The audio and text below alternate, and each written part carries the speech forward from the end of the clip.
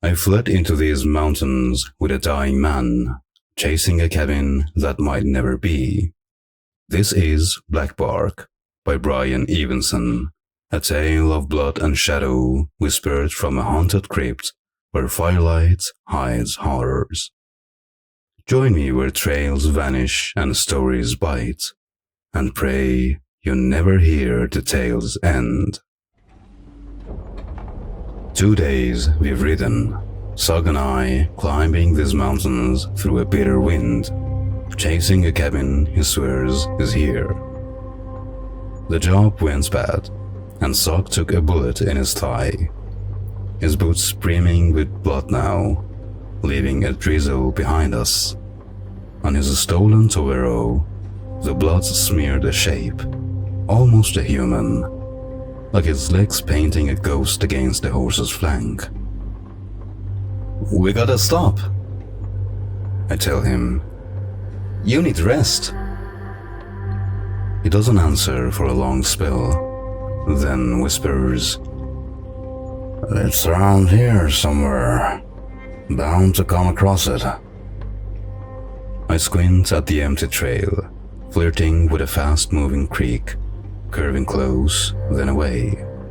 Sugg claims this is the right creek now, but I reckon he's guessing.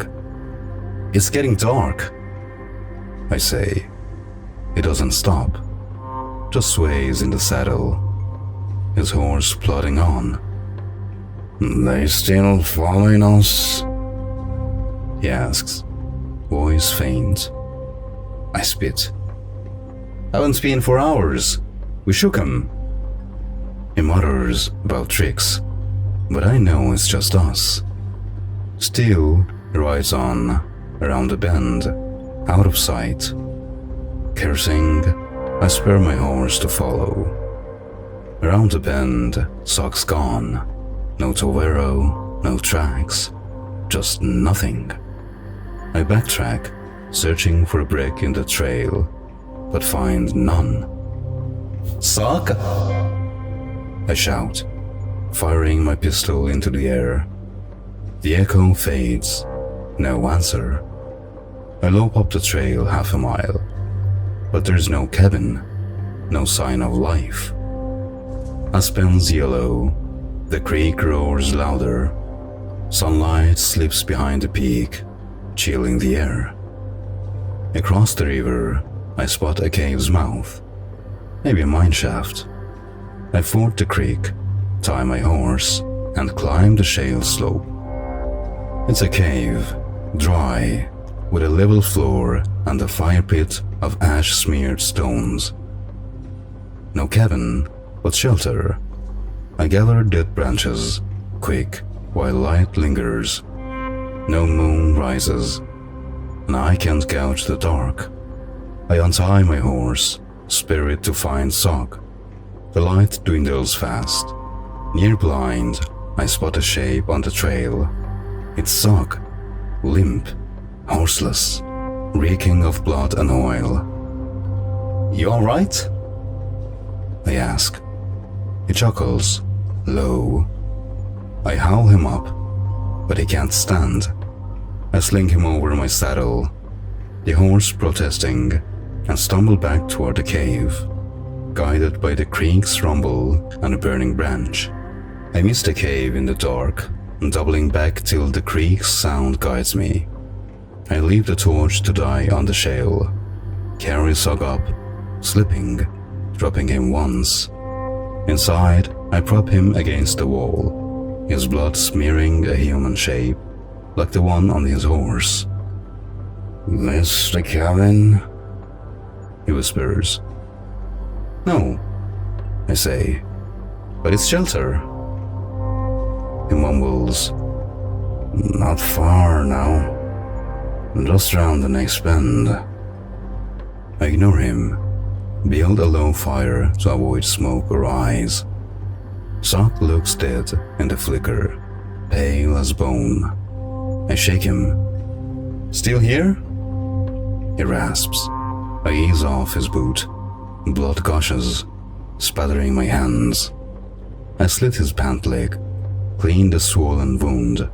rewinded with the sudden dressing. "You're still alive, right?" I ask, prodding him. "What kind of question is that?" he says, lips barely moving. Or maybe it's the fire's trick. "You'll lose the leg," I tell him. He wheezes a laugh. I stare into the fire. It stands pulling me in. "Got food in the cabin?" I ask. "Sure," he says. "Help yourself." I nod. "Tomorrow you stay. I'll find it," he says.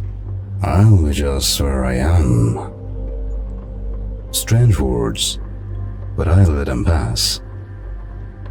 Sugg calls my name, soft. "Something in my boots I need," he says. "The bloody one."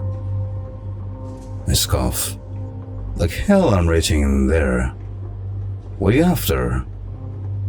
No answer. Sighing, I grab the boot, shake it, knock it against the floor. Nothing falls out. "A good luck charm," he says. "Figures," he adds when I say it's empty. We watch the fire quiver, a living thing, dimming, nearly dying. "We should sleep," I say, but I stay sitting, mesmerized by the coals and Sugg's dark shape. Time slips. Maybe I sleep, maybe I don't. Then Sugg's voice cuts through, asking if I know the story of Black Bark. "Black what?" I say, irritated. "Bark," he says. "Like from a tree." He starts. A man found black bark in his coat pocket, not knowing how it got there. He tossed it, but it returned, again and again, even after burning. Finally, he set it on a table, raised the hammer, and it opened an eye, staring. He couldn't look away till it closed. He kept it in his pocket till he died, when it left him. "Why tell me this?" I ask, my voice tight. Sugg don't answer. The cave's black, his voice a ghost. Morning comes late, my eyes gummed shut. I rub them open. Sugg's gone, though he could barely move last night. Where he sat, a swath of blood paints a man's shape. Blood angel, I think, then shake the words away. So much blood for a man half dead. I scan the valley from the cave's mouth. No pursuit, no Sugg. I wash blood from my face at the creek, drink deep. My horse grazes, calm. I saddle up, ride on, hoping for the cabin. Aspens quake, junipers stab the sky, peaks gleam with snow. It's cold, barren. Why a cabin here? I gnaw crab apples, their skin itching my lips. A path leads to a boarded mine, nothing more. By noon, I'm dizzy. I eat yellow duck seeds, strip the pith, rest in shade. My stomach cramps, skin clammy. I ride slower, hunched, heaving nothing. Time blurs, the stretches of trail pass without memory. The trail fades by afternoon, gone by dusk. Exhausted, I turn back to the cave, my horse spent. Better rest, start fresh tomorrow.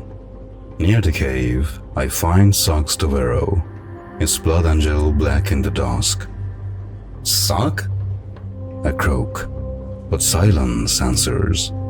The horse must have wandered up, drawn by mine or Sugg's scent. It means nothing. The cave's empty. A relief. I lie on the floor, shivering, too weak for a fire. The horses neigh outside, unsettled, but I clutch my revolver, telling myself I can handle it. Darkness deepens, absolute. The cave's mouth lost. I grow warm, drowsy, whispering, I don't need fire, just sleep. Tomorrow I'll write down, find food, start over. I wake to firelight, flames weaving. Sugg stands over me, swaying, one boot gone, clothes stiff with blood. Where the hell you come from? I try to say, but my lips don't move. I can't sit up. Sugg shuffles to his blood-marked spot, sits heavily. He steers the fire with his hand, sparks flying, the air sharp with burned hair. His hand don't burn. Comfy? He asks. Still alive? I scream in my head. What's wrong with me? My body stays still. He smiles, a terrible gash, teeth glinting. Sugg sits, smiling, then relaxes. Shall I tell you a story? He asks. Oh, I think, dread pulling. The story of not black bark? Everything get left out? No, please. A last one for the road, he says, smiling again. Awful. Let's begin. Sugg's grin lingers, his blood angel burned into stone. Was I ever free, or just riding to his tale's end? The cave holds me, its fire alive with eyes. Dare to hear his next story? Subscribe and ring the bell to stay haunted. Tell me below, what's in Sugg's pocket, and what waits around the next bend?